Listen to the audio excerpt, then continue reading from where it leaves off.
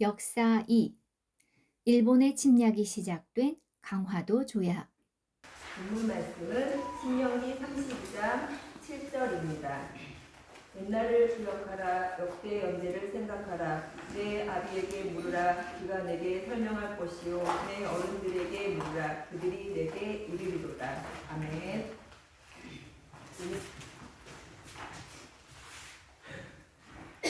안녕하세요. 안녕하세요. 오늘은 역사 두 번째 시간입니다.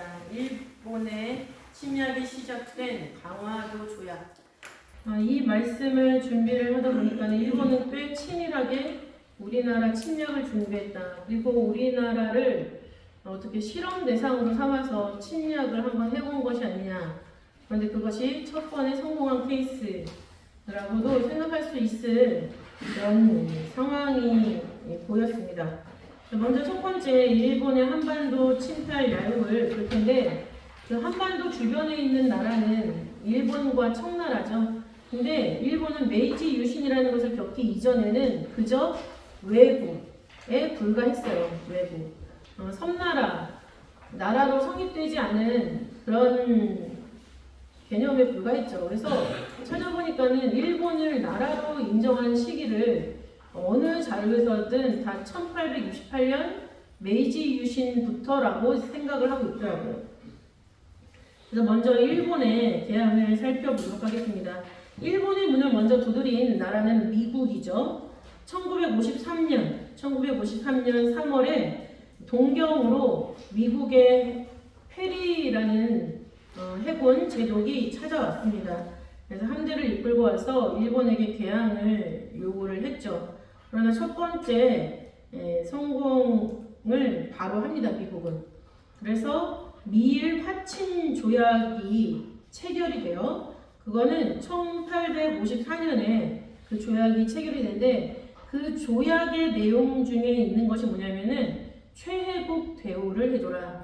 최혜국이라는 건 뭐냐면 일본과 관계된 모든 외국 나라들 있잖아요. 그 나라 중에서 가장 최고의 혜택을 받는 나라가 미국이라는 뜻이에요. 그러니까 최혜국이라는 것은 그런 개념이죠.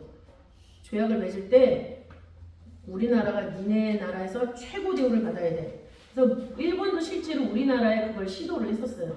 그러니까 처음에 자기가 미국이랑 딱 체결을 하면서 불평등하게 맺었던 거를 그대로 우리나라에 실험을 한 조약이 강화도 조약인 거예요, 사실. 그래서 그 미일 화친 조약에는 최혜국 대우가 포함되어 있었고, 그 다음에 매우 낮은 관세. 그러니까 미국 물품이 일본으로 들어갈 때 관세를 거의 붙이지 않는 그런 내용들이 포함되어 있는 그런 조약이었다라는 것을 볼 수가 있죠. 그리고 1858년에는 미국과 화친을 이은 데 이어서 이제 유럽 나라들도 일본을 찾아오기 시작을 합니다. 그래서 유럽에 있는 거의 12개 나라들이 찾아와서 12개 나라들이 아니죠. 그건 나중에 71년도고 1858년도에는 영국, 러시아, 네덜란드, 프랑스 네 나라가 찾아와서 이제 통상조약을 체결을 하고 있어요. 근데 일본은 천황이 있는 나라잖아요. 그리고 막부라는 것이 있어요. 막부는 뭐냐면은 그 사병을 거느리고 있는 그런 부대들이 여러 개가 있는데, 그 중에서 가장 힘이 센 부대가 그 나라 전반의 모든 것을 다 치리하는 시스템이죠. 그래서 그 부대의 수령, 가장 두목이 나라를 치리하는, 내각을 책임지는 것 같은 그런 형태로 운영이 되어 왔어요. 그리고 그거를 막부라고 하는데, 이 막부가 천황의 승인이 없이 미국이랑도 조약을 맺고, 그 다음에 영국, 프랑스, 네덜란드와도 조약을 맺은 거예요. 그러다 보니까는 그 막부와 반대되는 반막부 세력이 있을 거 아닙니까? 그 세력들이 그 조약을 체결한 막부 세력들과 같이 맞붙어서 싸우게 됩니다. 내적인 갈등이 시작이 됐다라는 거죠. 그러면서 전쟁이 일어나게 되고, 결국에는 반막부 세력이 이겨요. 이겨가지고 천황을 높이 세우면서 열린 개혁이 바로 메이지 유신이에요. 메이지라는 것은 그때 당시 천황의 이름이고, 유신이라는 것은 오래된 것을 시대에 맞게 새롭게 바꾼다라는 의미가 있죠. 그래서 메이지 천황의 시대에 새로운 시대를 향해서 문호가 열렸다라는 개념으로 1868년 메이지 유신이 시작이 되고, 이때 시작되는 기치는 뭐냐면 왕정복고입니다. 왕정복고라는 것은 뭐냐면 삼권 분립을 기초로 한 천황 중심의 지배체제를 확립한다라는 거죠. 천황 중심의 지배체제를 확립한다. 근데 이 역시 천황이 뭘 지시하고 하는 건 아니에요. 겉으로만 새로운 문물을 받아들인다라는 개념이 실질적인 내용인 거지, 겉으로 형식적으로 볼 때는 또 다른 막부 세력이 등장을 해가지고 다른 것은 뭐냐, 천황을 존숭히 여긴다라는 그 개념 하나를 앞세워서 새로 열린 그런 일본의 개항이 바로 우리가 알고 있는 1868년 메이지 유신이 되겠습니다. 그래서 이 사람들은 봉건제를 폐지하고 지조개정이라는 걸 해요. 지조개정은 뭐냐면 그 토지의 3% 토지가가 있잖아요. 그거의 3%의 세금을 내는 사람이 진정한 토지의 주인이다 라는 개념이죠. 그래서 그런 개혁을 시작을 하고, 그 다음에 학제도 개편을 하게 됩니다. 수학교 4년을 의무 교육으로 만들고, 그 다음에 중학교, 대학교 체제를 만들죠. 그래서 토지개혁이 있었고, 그 다음에 국민들의 교육에 대한 관심을 드높였다라는 면에서 우리가 주목을 할 수가 있습니다. 그리고 징병제가 있었어요. 징병령을 내렸는데, 징병령이라는 건 뭐냐면 만 20세 이상의 남자들은 무조건 2년 동안 군복무를 해야 된다라는 그런 나라에 대한 부국강병의 그런 법령도 발표를 했습니다. 또 하나는 뭐냐면 자기네들이 미국과 그런 조약을 체결했고 유럽 나라들이랑도 체결했잖아요. 그래서 바로 메이지 유신 이후에 1871년부터 73년까지 미국의 사절단을 파견을 해요. 그리고 유럽의 12개 나라에도 사절단을 파견을 합니다. 사절단을 파견하는 목적은 3가지가 있었죠. 그쪽의 문물을 우리가 받아들이는 것, 또 그 나라들은 어떤 제도 속에서 나라를 운영하는지 알아오는 거예요. 또 마지막 3번째는 뭐냐면 미국이나 유럽 나라들이랑 조약을 체결한 게 너무 불공평하다는 생각이 있었기 때문에 그걸 좀 약화시키기 위해서 갔어요. 근데 조약을 약화시키는 거는 실패를 했어요. 하지만은 그 제도와 문물을 흡수하는 데 성공을 한 거죠. 그래서 그 사절단들을 이와쿠라 사절단이라고 하는데, 그 사절단의 대표 인물이 이와쿠라라는 인물이기 때문에 이와쿠라 사절단이고, 이 사람들이 가서 조사해 놓은 책자들이 엄청 많대요, 일본이. 그래서 그거를 가지고 열심히 연구를 해가지고 우리나라를 침략을 한 거예요. 그래서 이 사람들이 2가지를 체크를 한 게 뭐냐면 영국을 모델로 해서 해군을 육성을 했다라는 거죠. 딱 돌아보니까는 해군은 영국이다라고 판단을 내린 거죠. 그러니까 영국의 해군을 보면서 자기네들 섬나라니까 해군을 육성을 해야 되겠죠. 그것을 도입해서 해군을 만들었다. 또 헌법을 만들었는데 그것은 독일의 헌법을 배워서 대일본 제국 헌법이라는 것을 1889년 2월 11일에 만듭니다. 그래서 대일본 제국이 그 일본의 나라 이름이었어요. 나라 이름이었는데 2차 세계대전 이후에 연합국이 그 호칭을 쓰지 못하게 만들었어요. 못하고 그냥 일본국이 된 거죠. 그래서 대일본 제국이라는 것은 메이지 유신 이후에 2차 세계대전이 끝나서 연합군의 제지를 받았던 1949년인가요? 6년인가요? 그때까지만 사용한 나라 이름이고, 그 이후에는 그냥 일본국, 일본 나라라는 이름을 사용할 수밖에 없었다라는 거죠. 그래서 대일본 제국 헌법이 생겼는데, 이때 일본이 관심이 있었던 건 뭐냐면 부국강병이에요. 부국강병과 그 다음에 식산흥업이라는 건데, 식산흥업이라는 게 뭐냐면 자본주의 산업을 육성을 하고 근대화를 추진을 하는 거죠. 그래서 메이지 유신 이후에 즉각적으로 해외 사절단을 파견해서 그것을 다 흡수한 다음에 열심히 갈고 닦아서 그 다음에 그것을 활용하는, 실험하는 대상으로 우리나라를 찍은 거예요. 그리고 찍고 대륙으로 뻗어나가고 2차 세계대전의 주범 중 주초국 중 하나가 됐죠.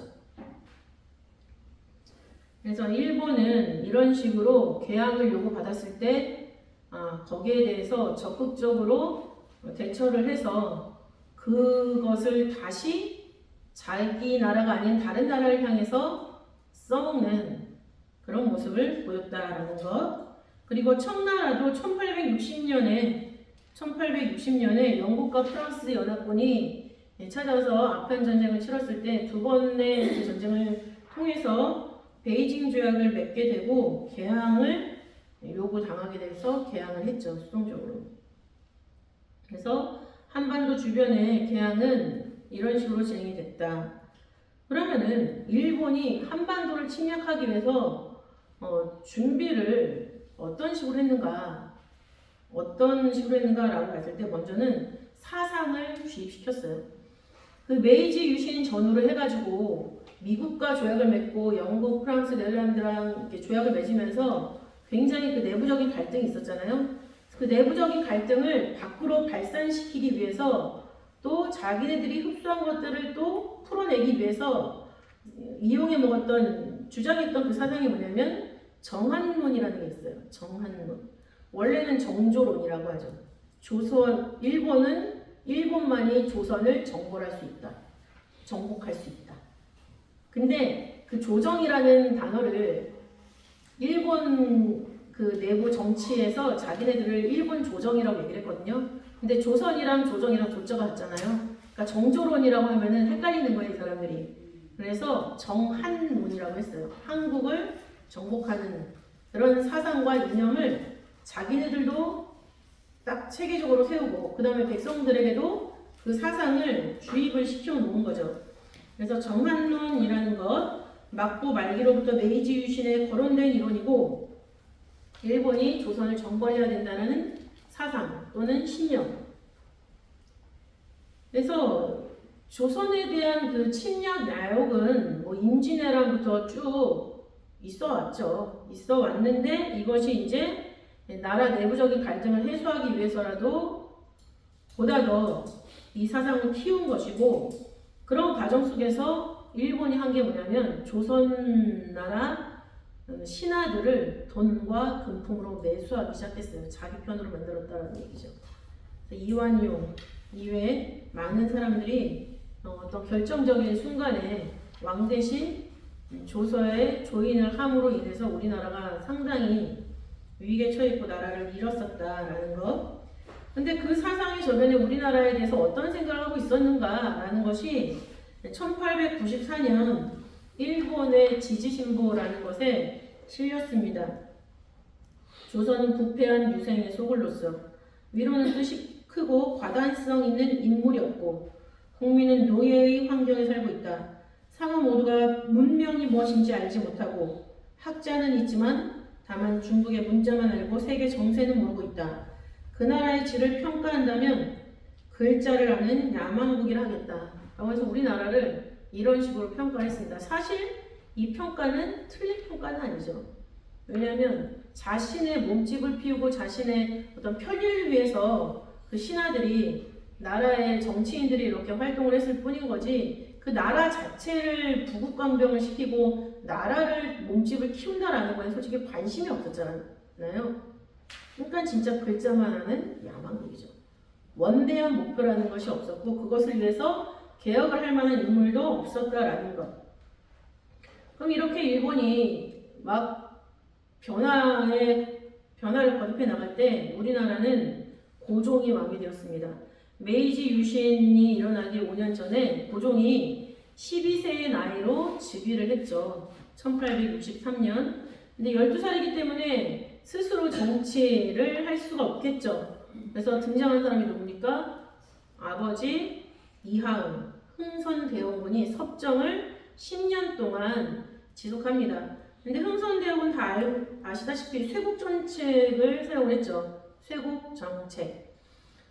그도 그럴 것이 지금 우리나라를 찾아오는 외국 나라들이 다 함대를 가져와가지고 위협 사격 이런 거를 통해서 위협했기 때문에 거기에 상당히 불안을 느낀 그 진짜 글자만 아는 유교적인 나라잖아요, 우리나라가. 근데 그거에 대해서 두려움을 느끼니까 일단 다 폐쇄하고 막자라는 생각을 한 거예요. 그래서 쇄국 정책을 실행을 했는데 그것은 외국과의 통상과 교역까지 다 금하는 일이었어요. 어떤 전쟁의 위험으로부터 지키는 그런 수준만이 아니라 아예 외부와의 통상, 교역 모든 것을 다 단절시키는 그런 정책을 펼쳤다. 그리고 그것의 가장 첫 번째 이제 주장되었던 정책이 뭐냐면 천주교 금지령이죠.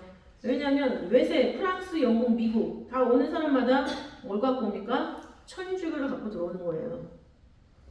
천주교를 갖고 들어오고 교육을 시켜준다, 치료해준다 라는 걸로 해서 사람들의 백성들의 환심을 사게 되고 또 남녀 칠세 부동석이었는데 한 자리에 모여서 예배를 드리고 모든 법과 질서가 파괴되는 것 같은 그런 일이 막 벌어지는 거잖아요. 유교 질서가 파괴되는. 그래서 이제 그런 문제들이 하나하나 발생을 하고 있는데 천주교를 금지를 하다 보니까는 우리나라를 찾아오는 신부들이나 그 다음에 천주교 신자들을 처형하는 일들도 빈번하게 일어났어요. 그래서 1866년 9월에는 프랑스 신부 9명과 천주교인 8,000명이나 처형을 해요. 그리고 이 사실을 아니까는 10월달에 프랑스 함대가 쳐들어오죠. 강원도 앞바다로 쳐들어옵니다. 근데 쳐들어와서 죽인 건 죽인 거지만 이제 너네 그러면 문호라도 개방을 해라 라고 요구를 하지만 그렇게 말을 듣지 않죠.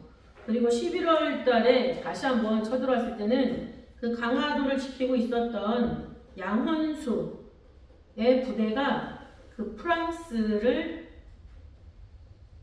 진멸을 시켜버립니다. 싸워서 우리가 승리했다는 얘기예요.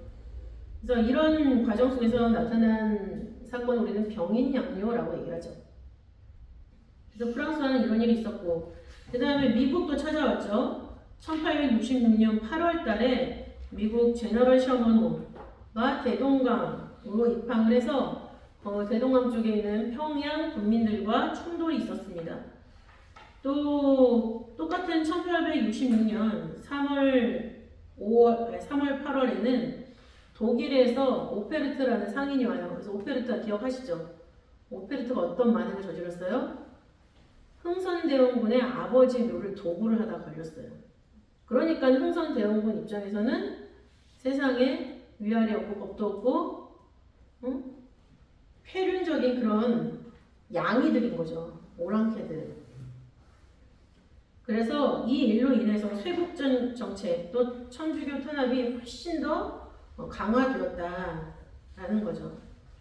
그리고 이제 1871년에는 신미양요가 일어나죠. 신미양요. 미국 로저스 제독의 함대가 여러 번 강화도를 침략을 합니다.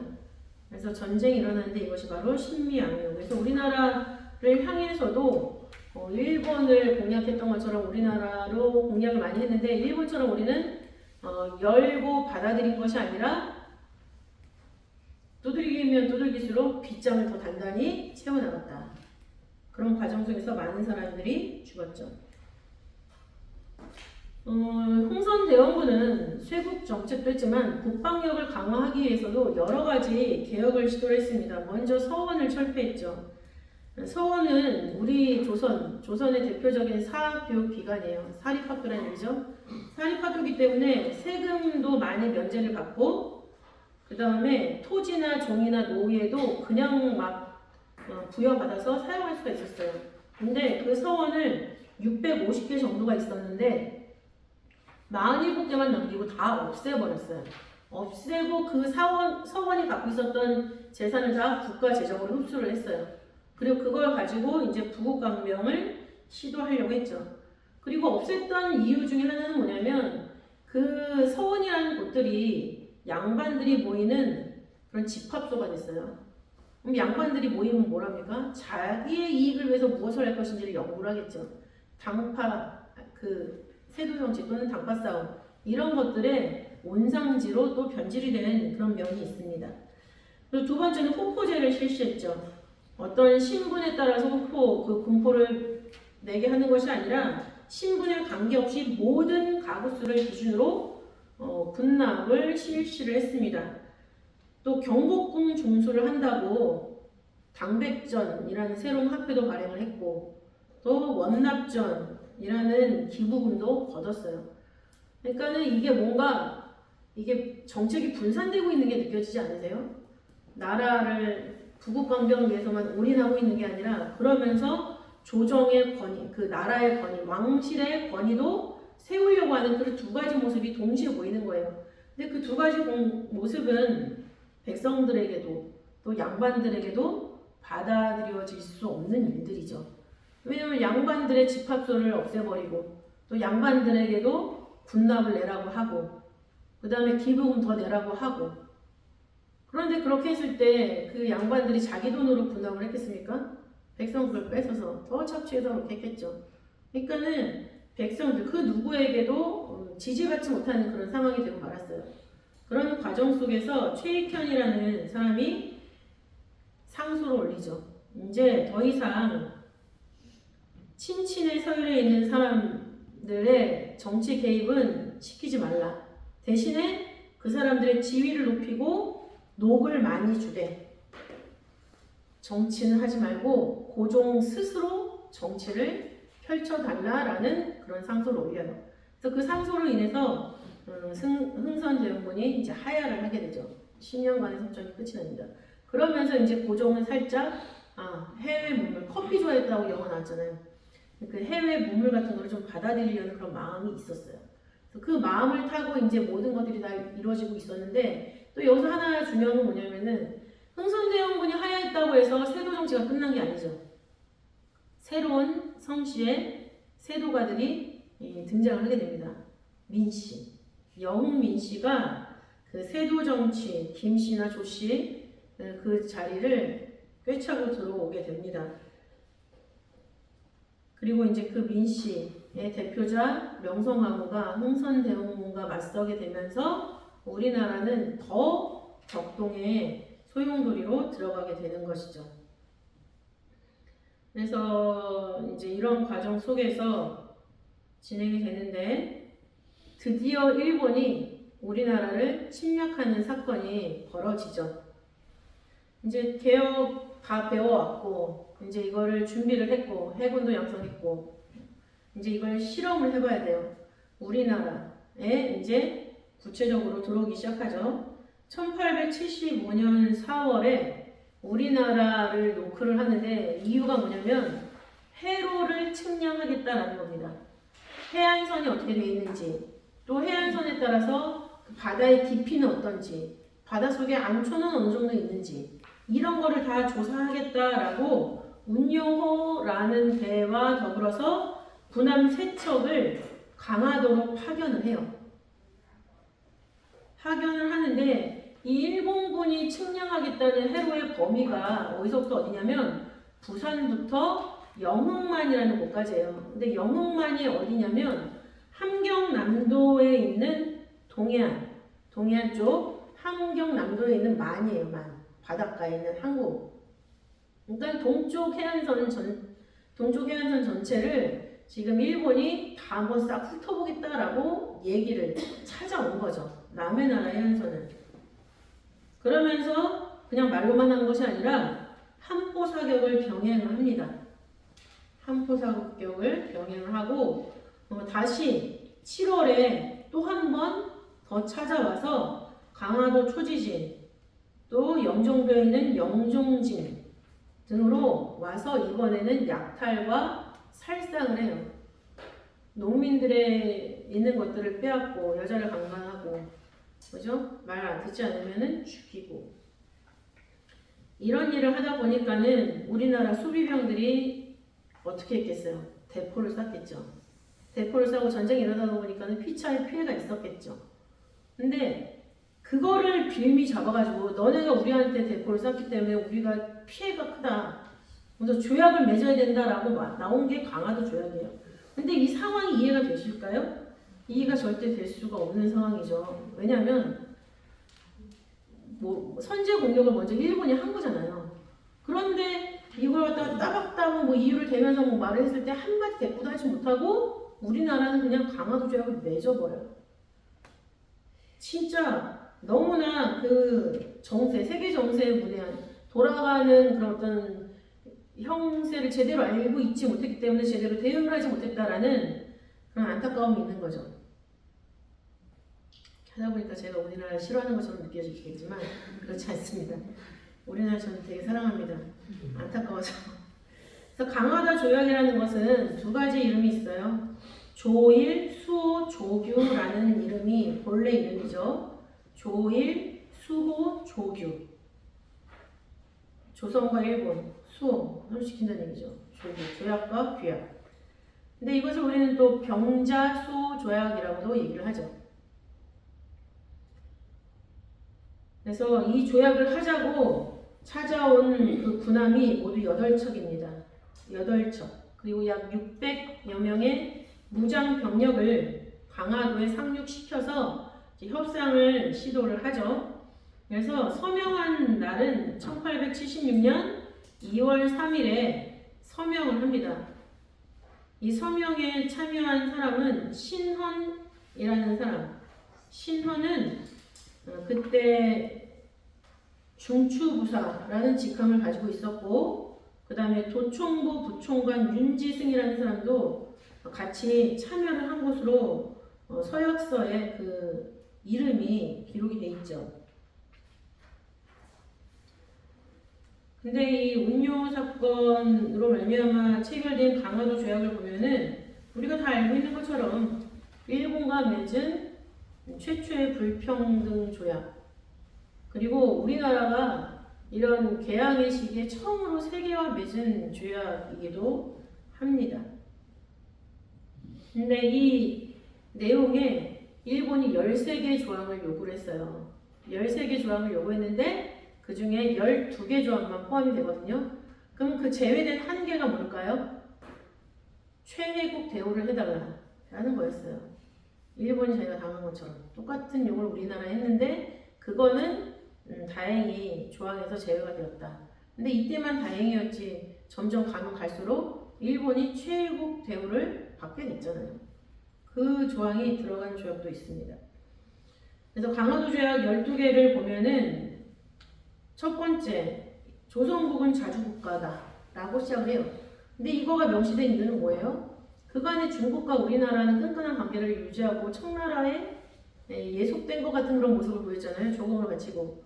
그러니까 그 청나라에 우리나라에 대한 간섭을 끊어내기 위해서 첫 번째 내용으로 조선은 자주국가라는 단어를 삽입을 합니다. 그리고 두 번째는 그러니까 수시로 일본 정부는 우리나라에 사신을 파견할 수 있다라는 개념. 그 다음에 세 번째는 공문은 각각 자기 나라 말로 쓰자 이런 내용이죠. 근데 우리나라는 한문을 써라라고 얘기합니다. 왜냐하면 한문은 일본도 알아보잖아요. 근데 우리나라 그 훈민정 쓰지 말라는 얘기죠.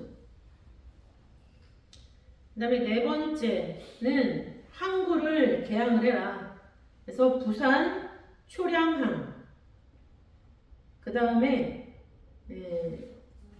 경기도나 충청, 전라, 경상, 함경 이런 곳에 두 곳의 항구를 추가로 개항을 해서 언제든지 일본 사람들이 수시로 드나들 수 있도록 그렇게 해라라는 그런 조약의 내용이 있습니다.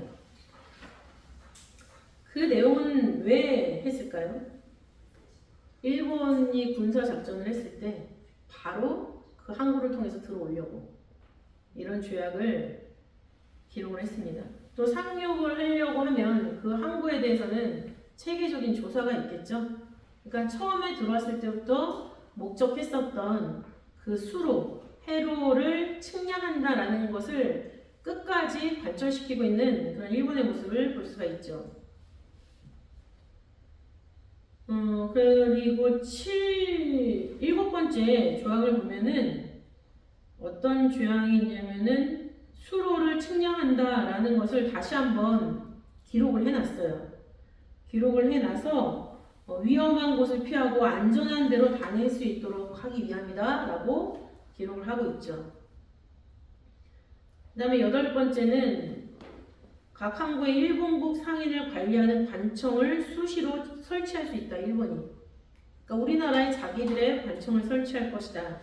라는 것을 기록을 했고, 또 9번째는 그런 무역에 정부는 관여하지 않는다라고 얘기를 하고 있어요. 근데 이게 말이 안 되는 게 뭐냐면 우리나라는 무역이라는 개념이 상당히 약해요. 자급자족하는 민족이었기 때문에. 근데 일본은 이미 가서 자유주의 그 무역이 어떻게 돌아가는지 그걸 배우고 온 그런 나라죠. 근데 그걸 가지고 우리나라에 이제 뭐 실습을 하려고 하는데 당연히 밀리겠죠. 우리나라 지식이 없으니까. 근데 그거에 대해서 나라가 개입하지 말자. 라고 기록을 하고 있는 겁니다. 우리나라 산업과 상인을 착취해도 우리나라 정부는 아무 말 해서는 안 된다라는 그런 독소 조항이죠. 그 다음에 10번째는 치해법권 조항이에요. 우리나라에서 일본 사람이 잘못했을 때 우리나라는 그거에 대해서 재판할 수가 없고 일본으로 데려가서 재판하겠다. 너희도 그렇게 해라. 라는 거죠. 그 다음에 이제 근데 우리가 주목해서 봐야 될 거는 이 12개만 있는 게 아니라 부록이 있어요. 부록. 근데 부록에 있는 내용이 되게 재밌는 게 아니라 좀 화가 납니다. 보면은 일본 화폐를 우리나라에서 마음대로 사용할 수 있게 그런 조항을 넣어놨어요. 그럼 화폐가 우리나라 화폐도 있고 일본 화폐도 있고 우리나라에 그렇게 다 통용이 되는 거예요. 그렇게 되면 어떻게 됩니까? 일본 경제가 우리나라 경제를 잠식할 수 있다는 거죠. 그게 부록에 있습니다. 또 부록에 있는 내용 중에 하나가 뭐냐면 일본 수출입 상품에 대한 무관세, 관세를 하지 않는다. 미국이랑 일본이랑 조약을 할 때 아주 낮은 관세를 매기게 돼 있잖아요. 근데 그걸 경험하면서 우리나라에 적용한 거 뭐예요? 무관세. 아이디어 관세를 매기지 않는다라는 것. 그 다음에 또 하나는 뭐냐면 양복의 무제한 유출 허용 조약이 들어가 있어요. 우리나라 쌀, 우리나라 곡식을 조건 없이 무제한 일본이 마음대로 유용할 수 있다라는 개념이 이 강화도 조약에 같이 들어가 있는 거예요. 그리고 이제 이 강화도 조약을 맺은 한 10년쯤 후에 속약이라고 해서 다시 그 부속되는 조약 하나를 더 만들었는데 그 내용이 뭐냐면은 일본 외교관은 조선 아무 곳이나 여행을 할 수가 있다라는 거죠. 일본 외교관이라는 직함이 있으면은 언제 어디들 다 돌아다녀도 우리나라 사람 뭐라고 제재할 수가 없고 그 다음에 어디든 와서 살 수가 있다라는 것. 근데 그것을 감히 막을 수가 없다라는 거죠. 감이라는 단어를 사용을 했어요. 그래서 이 강화도 조약은 마치 그때 딱 일본이 그때 우리나라를 습관적으로 침략해 왔던 것처럼 그런 식으로 침략했다라는 개념이 아닙니다.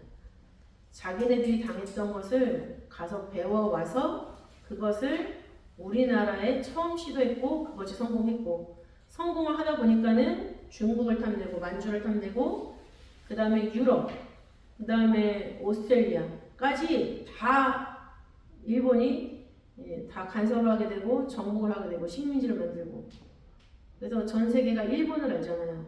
우리나라 몰라도 그런 식의 실행을 하는데 그 첫 발걸음이 바로 우리나라였고 그 성공한 시발점이 강화도 조약이었다. 이걸 통해서 우리나라 이제 점점 잠식당하고 우리가 다 알고 있는 것처럼 식민지가 되고 말죠. 우리나라는. 그러나 우리나라는 하나님의 은혜 가운데 다시 회복을 해서 지금의 오늘이 있는 거 아니겠습니까? 이사야 49장 8절에는 이렇게 말씀하고 계세요. 이사야 49장 8절 여호와께서도 가라사대 은혜의 때에 내가 너에게 응답하였고 구원의 날에 내가 너를 도왔도다. 내가 장차 너를 보호하여 너로 백성의 언약을 삼으며 나라를 일으켜 그들로 그 황무하였던 땅을 기업으로 상속케 하리라 라고 말씀을 하고 있습니다. 지금은 처참하게 망가지고 있는 것처럼 보이지만은 분명히 하나님이 언약을 두신 그 나라는 하나님이 기억하고 회복시켜 주신다는 얘기예요. 왜냐? 그 언약을 성취하기 위해서는 그 나라가 회복이 돼야 되거든요. 회복이 돼야지 그 언약을 위해서 일을 한단 말이죠. 그런 구조 속에서 그 황무하였던 땅을 기업으로 상속케 하리라 라는 말씀을 하고 있는 겁니다. 이것을 공동 번역에서는 이렇게 얘기를 하고 있죠. 그날 너는 쑥밭이 되었던 유산을 되찾게 된다 라고 설명을 하고 있어요. 이 말씀처럼 우리나라는 그야말로 일본에 짓밟혀서 쑥대밭이 됐습니다. 전참 기지가 됐죠. 식민지, 단순한 식민지가 아니라 전참 기지가 됐어요. 대륙으로 뻗어나가는 교두보가 된 거죠. 그렇게 쑥대밭이 되었지만 하나님의 강권적인 은혜로 극적인 해방을 맞게 되죠. 우리나라는 아무것도 한 게 없어요. 아무것도 한 게 없는데 우리나라의 전 세계 나라들이 집중하게 만드셔서 이렇게 일을 만들어서 지금의 오늘을 만드셨다. 그러면 왜 이렇게 만들어주셨느냐? 언약이 있다는 얘기죠. 언약. 그럼 우리나라에 두신 언약이 무엇이냐? 그걸 우리는 생각을 하면서 살아야 된다는 얘기예요. 이거를 과거의 일로 묻혀버리기에는 하나님이 너무 크신 섭리의 역사를 우리한테 해주신 거예요. 그러니까는 옛날을 기억하고 이 죄악이 진짜 읽어보면은 너무 우리나라에도 하나고 이렇게 우리나라를 웃기게 본 일본은 더 참을 수가 없고 그런 심정이 되지만 그런 현실을 정확하게 직시하면서 우리가 무엇을 해야 되는 건지를 생각을 해야 된다라는 거죠. 그리고 그 무엇을 해야 되냐? 그래서 그 무엇은 우리나라를 이렇게 발전시켜 주신 또 전 세계 K-팝, K-문화 다 퍼져 있지 않습니까? K라는 것을 알리신 그 목적이 있을 건데 그거는 또 무엇인가? 라는 걸 생각하면서 우리가 살아야 된다. 또 그런 맥락 속에서 우리 아이들을 교육을 시켜 나가야 된다. 우리 아이들을 진짜 강하게 만들어 놔야 된다라는 거죠. 그래서 너무나 근현대사는 진짜 하면서 너무 힘들어요. 너무 화가 나고 어떨 때는 좀 무기력해질 때도 있고 또 그걸 통해서 다시 한번 힘을 끌어모아야 되니까 그래서 솔직히 부속사 시리즈 할 때보다 이게 너무나 더 근현대사가 마음이 많이 힘들고 아픕니다. 그래서 선생님들도 고속 근현대사 시리즈 다시 한번 읽어보시면서 6월이지 않습니까? 6월 달에 근현대사 시리즈 1권부터 4권까지 다시 한번 읽어보시면서 한 주에 한 권씩 읽으시면 되겠네요. 읽으시면서 나라에 대한 애국심을 세우시는데 신앙의 바탕 위에 서 있는 애국심을 우리는 원로 목사님한테 교육을 받았습니다. 신앙의 바탕 위에 서 있다는 것은 우리나라가 그냥 성립된 그저 그런 나라가 아니란 얘기죠. 목적과 방향에 분명히 하나님이 우리나라를 들어쓰시는 언약이 있다라는 것. 그것을 기억하시는 그런 시간이 6월달 한 달은 됐으면 좋겠습니다. 기도하시고 봉헌하시겠습니다. 사랑이 많으신 아버지 하나님 감사드립니다. 오늘 우리나라를 침략하기 시작했던 그 첫 출발점 강화도 조약에 대해서 살펴보았습니다. 아버지 하나님 개항에 닥친 그런 자세가 일본과 우리나라가 너무나 또 달랐다라는 것을 발견하게 되었고 그런 그 과정 속에서 아버지는 미리 미래를 내다보고 준비하지 않으면 당할 수밖에 없다라는 사실을 다시 한번 깨닫습니다. 아버지 하나님께서 하늘의 지혜를 우리에게 또 우리 나라에게 주신 줄 믿사오니 아버지 그 하늘의 지혜를 가지고 우리나라의 미래를 바라볼 수 있도록 붙잡아 주셔서 아버지 과거처럼 몰라서 당하는 것이 아니라 알고 준비하고 그렇게 해서 어떤 세력이 우리나라를 아버지를 향해서 달려온다 하더라도 그거에 너끈히 대항해 나가고 이겨낼 수 있는 그런 굳센 나라가 될 수 있도록 아버지께서 인도하시고 역사하여 주시옵소서. 우리가 방황하지 못하는 것 아버지께서 드러나게 하시고 나타나게 하시고 만천하에 공개시켜 주셔서 아버지 하나님 그렇게라도 우리가 알고 아버지 대응할 수 있도록 붙잡아 주시고 아버지 그것이 우리나라를 들어서 아버지 말씀의 언약을 성취시키는 그런 결말로 맺어질 수 있도록 아버지께서 축복하여 주시옵소서. 나라를 향한 애국심이 우리들에게 신앙의 바탕 위에 바로 서게 하시고 또한 우리 자녀들에게도 아버지 믿음의 바탕 위에 나라 사랑의 마음이 정확하게 성립될 수 있도록 붙잡아 주셔서 우리나라가 부끄럽다면 우리 자녀들이 정확하게 성장하여서 우리나라를 부끄럽지 죽지 않게 만드는 그런 아버지 역할을 우리 자녀들이 다 감당할 수 있도록 붙잡아 주셔서 그 어떤 나라, 그 어떤 민족도 우리나라를 우습게 보지 못하도록 아버지께서 우리 자녀들의 아버지 힘을 빌어서 아버지 우리 자녀들을 통하여서 그 모든 역사를 아버지께서 이끌어 주시고 우리나라에 나타내 주시옵소서. 아버지께서 이 시간 우리 마음속에 아버지 은혜와 지혜로 함께 하신 줄 믿습니다. 아버지 그 우리를 이끌어 주시는 그 동력, 아버지 말씀의 힘, 그것에 감사해서 저희들 봉헌하오니 아버지께서 이 봉헌에 담긴 저희들의 기도를 아버지께서 들어주시고 아버지 우리의 기도가 아버지 항상 하나님 말씀의 뜻에 맞는 기도가 될 수 있도록 인도하여 주시옵소서. 감사드리오며 사랑 많으신 예수님 이름으로 기도 올려옵나이다. 아멘.